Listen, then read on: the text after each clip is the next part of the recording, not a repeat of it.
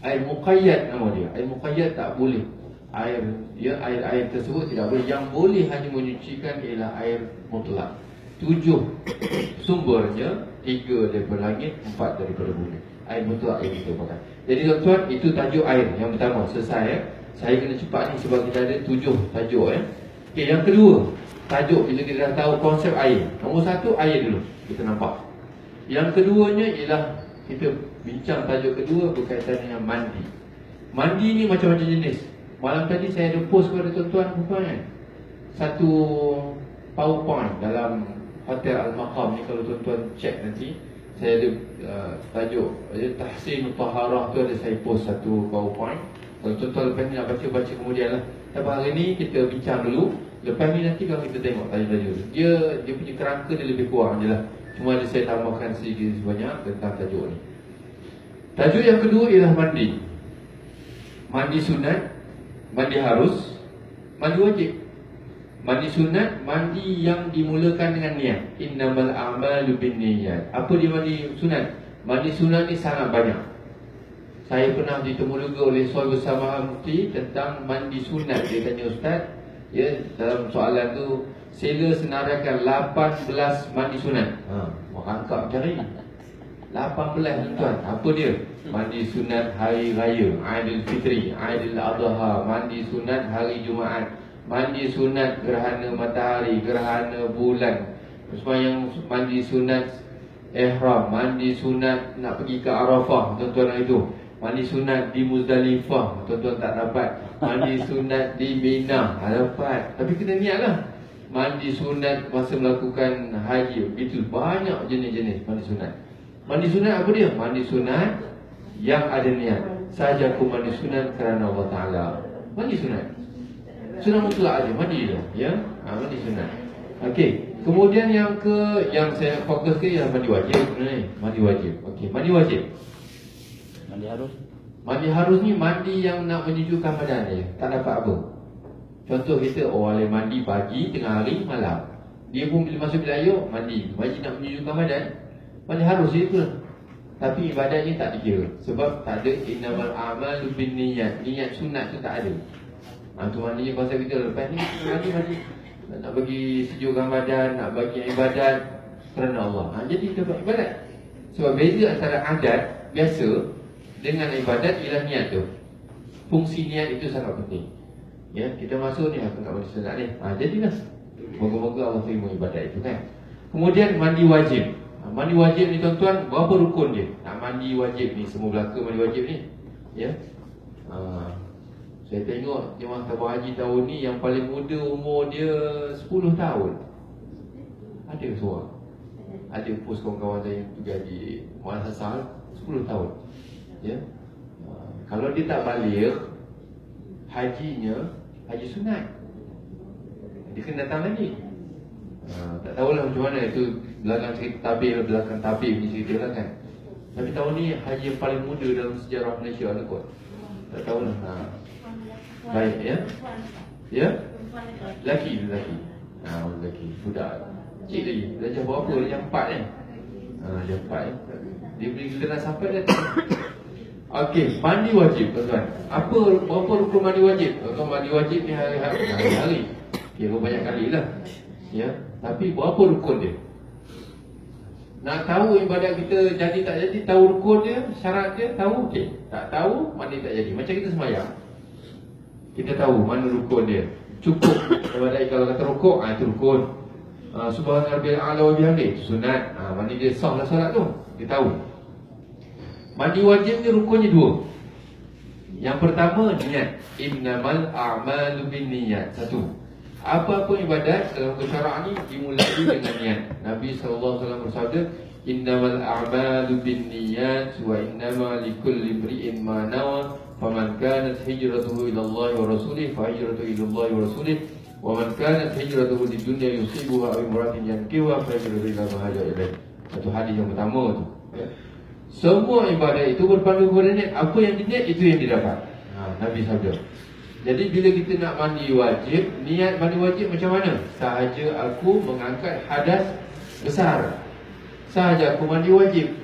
Itu antara Ustaz, saya tak nak sahaja. Tak payah sahaja pun tak apa. Kata, aku nak mandi, wajib. Aku nak ambil wuduk, aku pun tak apa. Ya. Saya tak nak guna aku dengan saya. Silakan saya. Tapi biasanya guna aku ni menunjukkan kita rapat dengan Allah. Ya Allah, aku mohon aku. Bila cakap dengan manusia, kita guna aku ni asal je kan. Tapi bila guna dengan Allah, kita guna aku. Kenapa? Kerana aku ni menunjukkan kerapatnya, akrabnya, hampirnya kita kepada Allah. Maknanya bila kita rapat dengan satu sahabat kita yang sangat rapat, kita jarang guna saya. Jangan pula bunyinya. Kita akan guna aku. Aku ni sebenarnya gitu. Pasal apa? Pasal rapat sangat. Sebab itu istilah bahasa yang digunakan sangat kritis. Pada Allah lain. Sebab itu kalau kita minta kepada manusia, ya Allah, ya Tuhan kami, ya Allah, aku mohon, ya kita minta, ya Allah, murahkan rezeki kami. Murah. Kenapa tak guna, ya Allah, tambahkan rezeki kami? Biasa orang guna tambah kan? Tolong tambah. Ya Allah, murah diguna pakai. Kerana akrabnya, betapa hinanya hamba itu minta kepada Allah. Kalimah murah itu bahasa yang sangat tepat. Ya Allah, murahkan rezeki. Sampai sekarang orang takut nak guna murah ni. Murah ni pergi kedai, minta murah kan? Takfir syaya, kita kata takfir. Kita minta murah, turun harga. Macam orang cantik bahasa. Tetapi istilah yang diguna pakai memang itu kalimah yang sangat baik, ya? Menunjukkan hinanya seorang hamba, merintih kita minta sangat-sangat kepada Allah SWT. Mandi wajib, tuan-tuan. Yang pertama, mandi wajib niat. Ya, niat. Macam mana kita nak berniat? Waktu bila kita nak berniat? Waktu air mencecah ke anggota badan. Ustaz, saya nak mula mandi wajib itu mula dengan kaki. Boleh tak? Hukumnya boleh. Maka hadas yang di kaki tak angkat. Saya nak mula daripada kepala, tak nak mula daripada tangan. Boleh juga. Tak ada masalah. Kawan saya mengajar di Mahat Tarbiyah Islam Batu Lepan Terung, balik Mesir, dulu dia mengaji. Dia tajuk mandi wajib. Hari ni kita belajar mandi wajib. Mandi wajib mesti mula daripada kepala. Salah tu, silap Contoh, tu silap tu. Mesti mula dari kepala. Anak murid, Ustaz, saya nak mandi terjun sungai.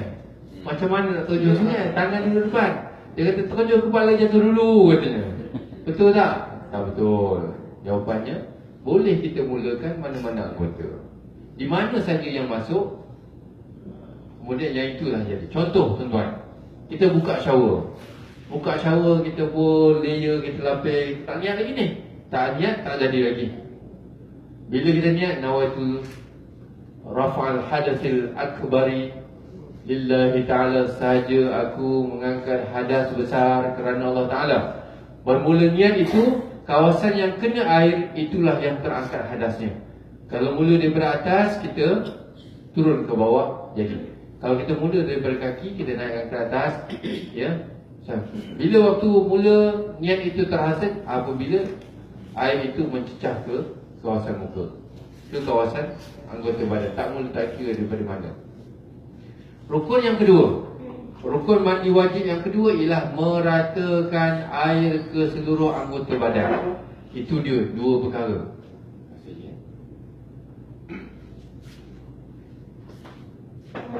Meratakan air ke seluruh badan bermakna apabila dia mula daripada kaki, kuku di kaki dia mulakan, naik ke atas sampai ke lutut, sampai ke pusat dia korek sikit, dia sebab kawasan zahir. Kemudian kaki kanan pula, kaki kiri dia lalukan sama, sampai naik atas, sampai ke dada.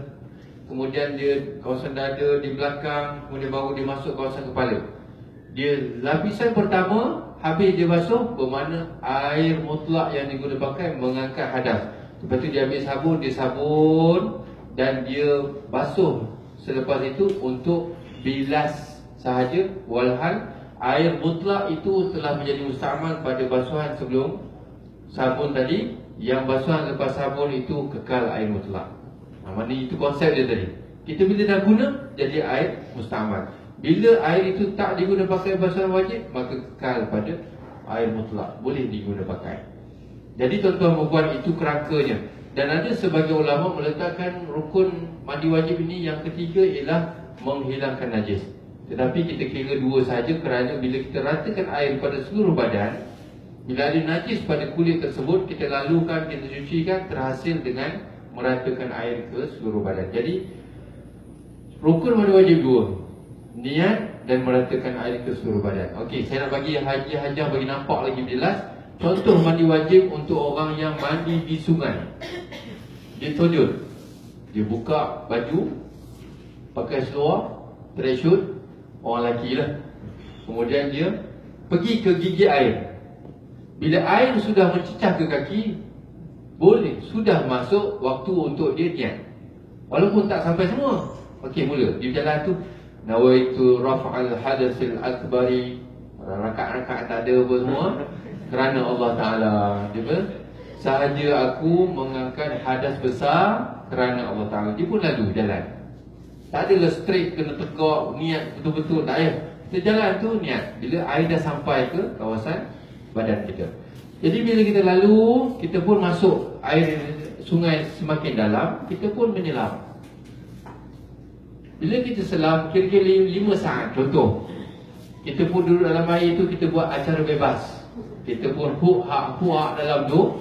Tempat yang tak sampai air, bagi air masuk, kita kemudian kita lap-lapkan kita sampai air seluruh badan, kemudian kita keluar sampai air. Ya. Bila sampai air, kita pun keluar daripada sungai tersebut. 5 saat saja kita mandi wajib. Konsepnya begini tuan-tuan. Pasal apa kita bila masuk dalam sungai, kita tak payah nak kita nak ikut tertib lama macam kita mandi dalam bilik air itu kira-kira dalam 10 minit dah tentu dah. Tapi kita duduk dalam sungai, dalam laut, kita rendam sampai ke air. Kenapa cukup? Kerana air ini dia punya hukum dia. Hukum air ini dia memenuhi ruang. Memenuhi ruang. Maknanya air itu sampai. Tuan-tuan cuba bayang, tuan-tuan pergi masuk sungai, tuan-tuan kentut dalam air. Apa jadi? Sama ada dia masuk balik ataupun dia keluar glub-glub-glub, kan? Sebab apa? Sebab bila ada ruang memenuhi, dia air itu dia penuh ruang. Macam kita ada cawan atas meja saya ni, saya letak pen masuk dalam ni, air itu dia akan bertambah. Kerana bila dia satu tekanan berlaku kepada anggota. Sebab itu mandi, kalau orang nak mandi wajib, mandi dalam tap itu lebih selamat sebenarnya. Tapi jangan keluar lagi. Selagi mana air itu masih belum terkeluar daripada badan kita, belum kita melangkah keluar, air itu mutlak lagi. Kalau kita buat acara bebas dalam betul, turun keluar naik masuk balik tu tak boleh. Tapi bila kita langkah satu kaki keluar, langkah kaki yang kedua, itu jadi mustahil belaka dah. Sebab dia dah mengangkat hadas yang ada pada badan kita. Konsep dia. Sebab itu kalau saya buka satu shower, saya buka kira-kira 5 saat. Saya niat, kemudian saya tutup. Air yang di kepala itu dia menurun, tak pisah daripada kulit. Dia jatuh sampai ke bawah tapak kaki saya. Air itu dah kira mengangkat hadas. Air itu mutlak jadi mustahmal. Lepas tu tak payah mandi pun tak apa. Dah, gitu hukum dia. Nak kita faham, bagi faham air mustahmal tu, bagi nampak. Jadi dah jelas tadi ya. Satu. Yang kedua, bila kita dah mandi terjun sungai tadi, kita dah mengangkat hadas kecil ke besar? Hadas besar. Mandi wajib dalam tap tadi, kita mengangkat hadas besar. Ya. Bila kita mengangkat hadas besar, hadas kecil pun terangkat ataupun tidak? Ya, dia terangkat. Contoh, kita ada meja, depan saya ni ada meja ni, ada air haji tolong tadi bantu bagi air. Ada buku kitab yang saya beli baru ni 2-3 hari. Ada handphone saya, ada ketayap saya, ada apa emas, pen semua. Benda-benda atas ni kecil je tuan-tuan. Bila saya angkat meja yang berat ni, yang besar ni, yang kecil-kecil tu dia terangkat tak sekali? Ya, terangkat. Bermakna al-asgharu yandariju tahtal akbar. Benda yang kecil dia akan terangkat dengan benda yang besar. Contoh, tuan-tuan ada puasa qada. Bila sampai bulan Syawal nak puasa 6. Boleh tak kita nak gabungkan hukumnya? Yang kecil puasa sunat Syawal boleh, ya, boleh dia ditampungkan ketika nak qadakan puasa Ramadan itu. Ya, boleh. Tapi yang afdalnya diasingkan. Kan? Sebab apa konsepnya? Bila kita buat ibadat yang besar, yang kecil tu ikut sekali. Kebetulan kita nak qada hari tu bulan Syawal, hari tu bulan hari Isnin, dapat belaka. Sebab apa? Sebab yang besar itu dia mengangkut yang kecil belaka. Ya. Jadi yang bila kita angkat hadas besar, yang kecil itu wuduk kita ada. Dengan syarat, jangan balik lagi. Tunggu ada syarat dia. Syaratnya ketika mandi hadas tidak melakukan perkara yang membatalkan wuduk. Contohnya, lepas dia niat, dia mandi, habisnya mandi, dia buang air kecil. Ataupun masa dia mandi, dia ditonyong kemaluan dengan tapak tangan. Ataupun dia mandi dengan isterinya bersentuh-sentuh masa mandi. Batal mandi hadas besar. Hadas besarnya sah, tetapi wuduknya, hadas kecilnya terbatal. Dia tak adalah pula dia nak kena ulang mandi wajib berbalik semula. Bermakna dia kena ambil wuduk saja untuk mengesahkan solat dia tunai. Itu je konsepnya. Jadi kita kena faham situasi itu. Sebab situasi itu yang membentuk kita punya disiplin ilmu yang kita nak buat ibadat itu. Ada dua perkara. Baik, saya pindah seterusnya tuan-tuan, tajuk wuduk. Boleh ya? Ya, Hajar. Mandi wajib kita bersih semua lah. Masuk apa subuh kita kan. Tapi kita niat tu awal. Lepas tu masa tu bila kita siap tu ada wuduk kita terangkat situ. Sekali lagi ya, sekali lagi. Tak Masa nampak kita tak mandi mandi. wajib. Masa mandi wajib. Ya, kita dah niat kan. Okey. Kita niat mandi wajib. Tapi masa kita mandi tu kita bersih semua lah. Kita sentuh lah mana anggota tubuh kita semua. Yang batalkan wuduk tu. Lepas tu wuduk kita ada lagi. Lepas dah siap dah kita wuduk tak ada lagi. Kita terus solat. Ada. Okey, semasa mandi junub, mandi hadas besar ni, kita pegang kemaluan dengan tapak tangan. Bermakna wuduk batal, hadas besar ada. Bermakna kalau nak semayang kena ambil wuduk balik. Ya, kena ambil wuduk. Sebab apa? Sebab kita buat perkara yang membatalkan wuduk. Nanti tajuk wuduk saya beritahu ada 5 perkara yang membatalkan wuduk. Dia tak susah pun. Itulah antara yang berlaku. Antaranya keluar sesuatu daripada kubur dan dubur, pegang kemaluan, sentuh kulit laki kulit perempuan, tidur yang tetap, tidak tetap menggongnya, dan pengsan, pingsan, mabuk. Ada 5 perkara itu. Jadi apabila ketika mandi itu, mandi wajib, ketika mandi itu, ya masa mandi wajib tu dia buat benda tu. Sebab itu kalau kita nak bagi sah wuduk kita, kita buang dulu semua tu. Buang air kecil, buang air besar, kesat kemaluan, ada air mandi ke air mazi ke, cuci-cuci apa semua ni, ya. Kemudian bila kita dah cuci semua benda tu, kemudian baru kita niat mandi hadas besar. Masa mandi hadas besar tu jangan melakukan perkara-perkara yang dilarang tadi. Bukan dilarang, perkara-perkara yang membatalkan wuduk tadi. Bermakna lepas itu boleh kita nak terus direct nak sembahyang, hukumnya boleh. Hukumnya boleh. Tapi kalau ada ragu-ragu, wuduklah.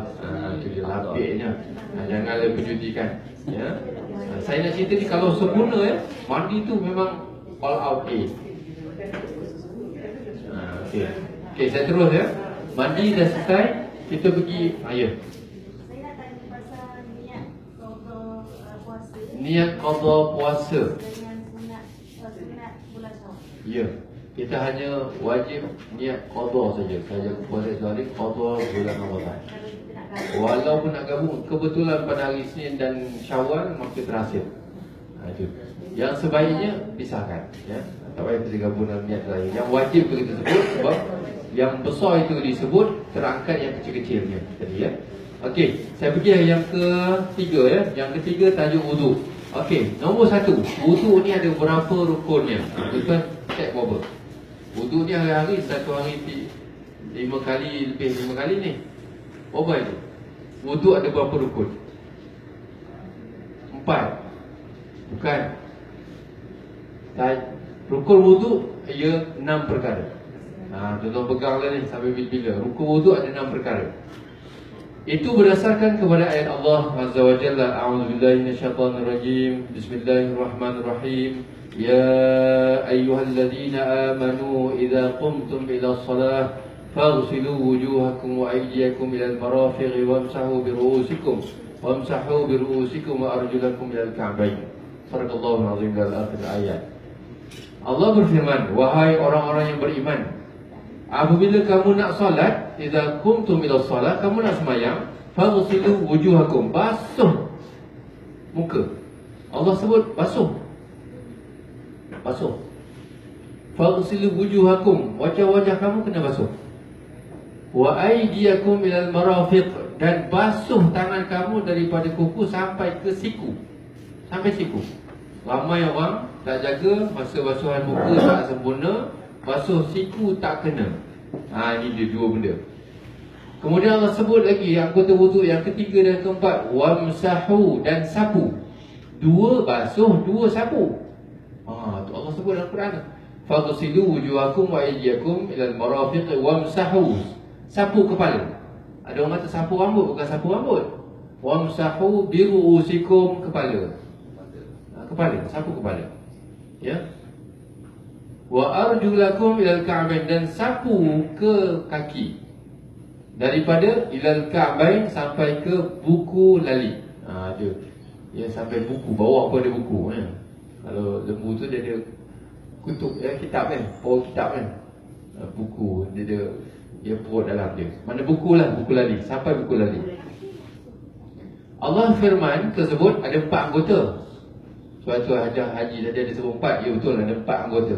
Tetapi rukunnya ditambah niat, innamal a'malu binniyat, permulaannya mesti ada niat, kemudian terakhirnya mesti tertib sebab Allah sebut muka, lepas tu tangan, lepas tu kepala, lepas tu kaki. Itu susunan itu jadi tertib. Jadi ada 6 rukun bagi wuduk: niat, muka, tangan, kepala dan kaki, dan tertib. Okey, baik, kita tengok niat yang pertama. Niatnya macam mana? Niatnya lafaz, niatnya sunat, yang wajibnya niat dalam hati. Nawaitul wudu'a lillahi ta'ala, nawaitu rafa'al hadatsil asghar lillahi ta'ala. Lafaz niat. Niat dalam hatinya, aku hendak berwuduk. Contoh, saya. Jadi mana-manalah, ataupun sahaja aku mengangkat hadas kecil, terpulang apa yang kita nak buat. Tetapi apabila kita nak berniat, mesti pada permulaan titisan pertama sampai ke muka. Bukan masa kita tadah tu. Ramai orang masa tadah, aku nak berwuduk kalau niat pada permulaan ibadat. Jangan masa berjalan kita nak niat sembahyang. Masa kita duduk dalam saf tu, Allahu Akbar, antara alif dengan ra tu niat sembahyang, betul lah. Kita kata ni sembahyang subuh. Contoh, aku nak sembahyang fardu subuh. Nak sembahyang ni kena sebut fardu, tuan-tuan ya. Kalau tak sebut fardu, jadi sunat. Saya ikut solat fardu, tajuk solat nanti ada guru lain beritahu.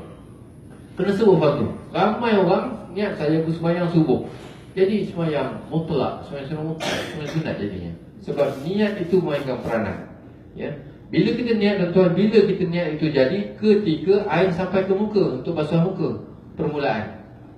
Bila kita basuh, ya, kita basuh ni kadang-kadang bila dah biasa, kita lalukan macam biasa, kita pun niat.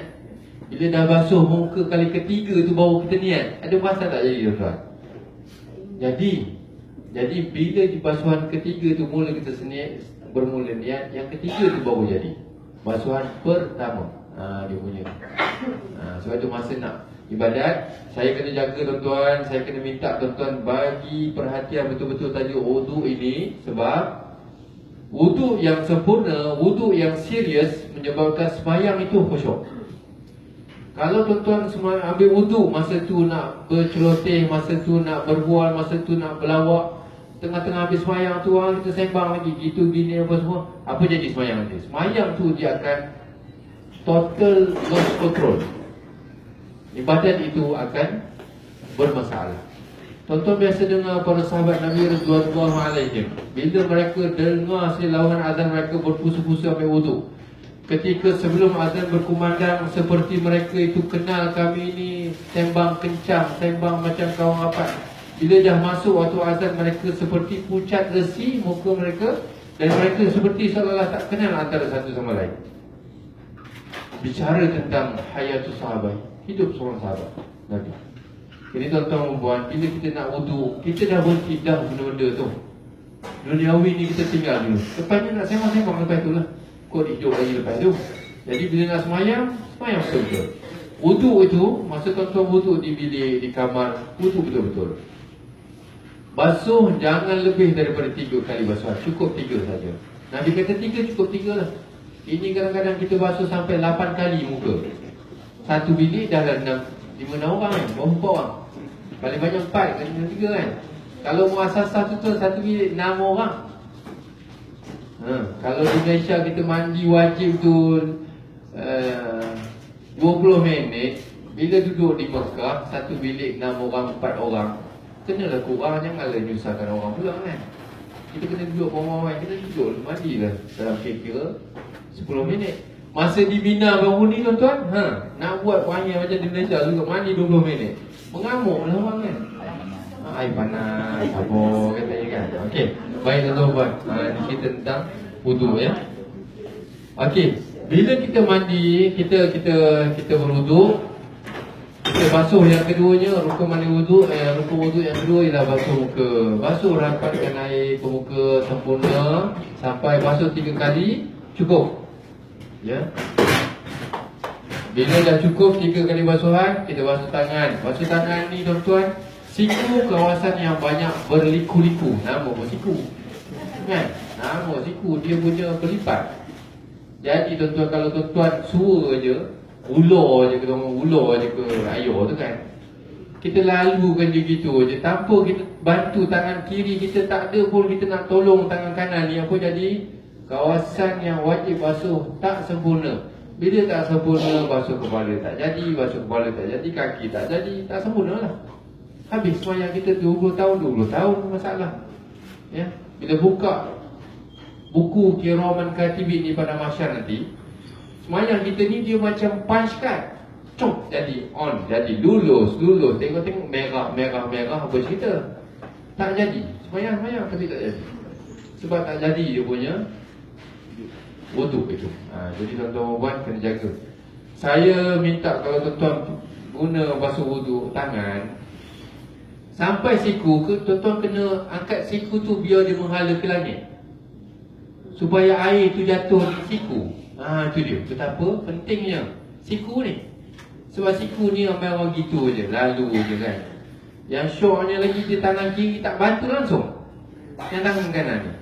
Sebab tu bila kita basuh tangan kanan, kiri bantu. Bila basuh tangan kiri, tangan kanan bantu. Mesti saling tolong menolong. Itu gunanya ya. Bila kita basuh kepala ni, kita basuhlah satu kepala ni tuan. Ni pun lama dah tak botak kepala saya ni. Yang rasa ringan sikit lah ya. Basuh kepala ni, sebab rambut kita ni ada berjuta. Dia berperanan dalam melakukan ibadah. Sekurang-kurangnya memang 3 helai. Kita gunting pun 3 helai. Basuh rambut sekurang-kurangnya 3 helai. Tapi sebenarnya bila kita buat ibadat tuan-tuan, yang kena tu menjadi bukti di pada masa. Dia akan cakap dia punya point. Bila kita pergi masjid, kita sunat sembahyang tahiyatul masjid. Sebab biar tapak tu, kapek tu, dia cakap ya Allah, dia ni sembahyang aku dekat masjid kian-kian. Dia jadi bukti. Sebab tu bila kita lepas habis sembahyang, kita wirid 33 tu, kita pegang ruas jari ni kan. Bila kita lalukan ni, sebenarnya bukan kita saja-saja nak ambil bilangan. Tangan kita ni, dia menjadi saksi nanti. Dia akan jadi peguam kepada kita. Semua anggota kita ni akan jadi peguam belaka. Kan Allah sebut dalam surah Yasin ya, bila mulut dikunci, yang bercakap apa? Tangan akan bercakap, kaki bercakap, semua anggota kita jadi saksi. Sebab tu bila kita buat, kita kena buat dengan anggota tu biar banyak. Tangan kanan kita bila kita basuh, tangan kiri kena tolong, sebab tangan kiri ni akan bercakap. Semua amalan baik. Yang buruk pun gitu juga ya. Baik tuan-tuan puan, bila kita dah basuh tangan dengan betul, basuh kepala dengan sempurna, sunat kita tambah dengan telinga. Kemudian kita basuh kaki. Kaki pun kawasan yang sangat berbahaya. Kita tengok jemaah tuan-tuan di Malaysia, dia ambilnya cebok di masjid tu, dia lalu je. Tak ada pun satu usaha tangan pergi tolong kaki. Kan kaki ni kena tolong ni, sebab dipanggil tasdih. Kita kena menyelati, kita selat dia. Sebab kaki ni dia ada hujungnya, ada kuku, ada jari jemari. Lepas tu ada yang tak termasuk lagi, yang tumit pecah, tak pecah apa semua. Kawasan-kawasan itu, macam mana kita nak sampaikan air? Kesemuanya mengikut peraturan yang telah ditetapkan. Tak boleh sambil lewat ya. Jadi tuan-tuan membuat wudu ni, walaupun cincai, tuan-tuan kena jaga betul. Sangat teliti. Kalau tuan-tuan jaga wudu, semayang tu akan diterima insya-Allah. Kalau tuan-tuan cincai semayang 10-20 ribu rakaat tak jadi satu pun. Itu betapa pentingnya wuduk ini dalam kehidupan kita. Baik, habis saja kita berwuduk, tuan-tuan ada satu amalan yang kita nak kena buat. Apa dia? Baca doa. Nabi SAW bersabda, "Ma minkum min ahadin yatawadda wa yasbaghu al-wudu'a thumma yaqulu asyhadu an la ilaha illallah wahdahu la syarika lahu wa asyhadu anna Muhammadan abduhu wa rasuluh. Allahumma ja'alni minat tawwabin wa ja'alni minal mutatahhirin wa ja'alni min ibadikas salihin." Doa tu masyhur. Tuan-tuan, tapi ramai yang ambil wuduk tak baca doa. Kan? Bila kita tak baca, apa Nabi? Illa futihat lahu abwabul jannah as-samaniyah yadkhulu min ayyaha sya'a. Siapa yang baca setelah berwuduk, baca doa asyhadu an la sampai doa habis tadi, Allah akan bukakan semua pintu samaniyah jannah. Semua pintu syurga 8 buka belaka pada dia. Dia boleh masuk mana yang dia nak. Ini jaminan syurga sebenarnya amalan wuduk ni. Tapi syarat dia satu. Syarat dia isbaghul wuduk. Orang yang sempurna macam yang saya sebutkan tadi tuan-tuan, namanya isbaghul wuduk. Dia wuduk sangat teliti. Orang yang berteliti wuduk ini, dia wuduk dengan sempurna, baca doa, Allah bagi dia masuk pintu mana-mana dia nak. Ini satu kelebihan yang sangat besar. Ya, jadi tuan-tuan, lepas ni wuduk, tolong jaga betul-betul. Jangan perjudikan nasib kita. Bila tuan-tuan tak jaga wuduk dengan mandi wajib, tuan-tuan tawaf tadi. Tawaf haji tu sangat tercemar kalau tak jaga. Ya, tapi selepas ni tolong jaga betul-betul lah. Ya, insya-Allah ibadat kita yang sebelum ni diterima oleh Allah dengan sebaik mungkin. Ya, kemudian selepas ni jaga betul-betul ibadat kita dengan sebaiknya. Yang keempat, saya tengok tajuk yang keempat, istinja. Tajuk istinja. Istinja ni penting juga tuan-tuan. Sebab apa? Istinja tak boleh jadi kecuali air